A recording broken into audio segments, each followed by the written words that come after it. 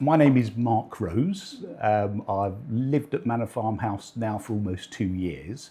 I'm a retired insurance broker and moved up to Leeds because my eldest daughter was living up here because she went to Leeds University. And I just enjoy projects. I like doing that sort of thing, but it's the pure size of the property. It's 3,500 square feet. And so you don't get many properties of this sort of size, and the beautiful views out of the front. So it's a wonderful house. Well, it's a Grade 2 listed property.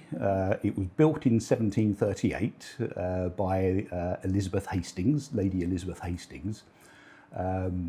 She sadly died the following year, and it's always been within the trust. She had set aside a trust for furthering education and ecclesiastical reasons because she was a very devout Christian. So the whole house has an ambience to it. Whilst it was in a poor state of repair when I first moved here, I could immediately see the potential for it. And as I say, I enjoy doing that sort of thing. And so I found it a very attractive property. My children wondered what on earth I was doing. Yes. I've enjoyed all of the work I've been doing on it. For instance, that window, that was 10 weeks worth of work because the window had rotted. The first time I washed the windows, a pane fell out, which was a bit of a nightmare. But I couldn't do any work because I'd moved in the winter, so I had to wait till the following July when it was hot enough for me to be able to sort the window out. But it involved me stripping out old pieces of timber, all of the glazing bars, and then making new ones to fit it all in there. And then painting all and clearing up some of the damp. But then the most recent project has been the stairwell, and that was the most technically difficult thing because I had to learn how to plaster on a pole because I didn't have any scaffolding or anything, so you can't reach the ceiling, and it's 5.3 metres from the ceiling down to the lower part of the floor.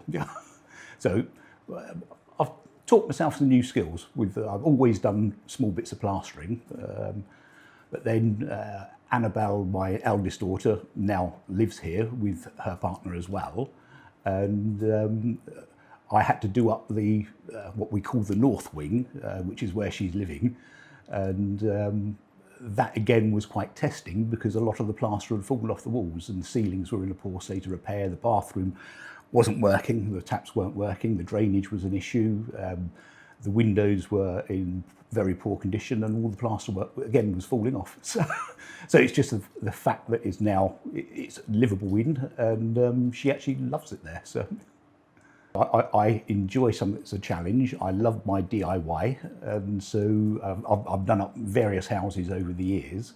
And as soon as I walked into this one, despite my youngest daughter's face dropping when she saw the state of the place, I promised her by the time she would come back, I'd have it looking much better. Strangely, I wasn't actually going to be taking this house on when I spoke to Lauren ad hoc. The property that I was looking for was an old vicarage over in Sowerby, and that had gone, but myself and my youngest daughter Elizabeth were already halfway around the M25 at the time, so Elizabeth quickly checked online and said, ad hoc have got another place called Manor Farm, and there's the Red Lion pub is only half a mile away, so it's ideal for you, Dad. Yeah. And it is. So the lovely thing is, this is a brilliant village. It's a very expensive village, but it is a really lovely place and lovely people around here. I get on exceptionally well. He's become sort of my best Leeds friend, the farmer who farmed here for 54 years.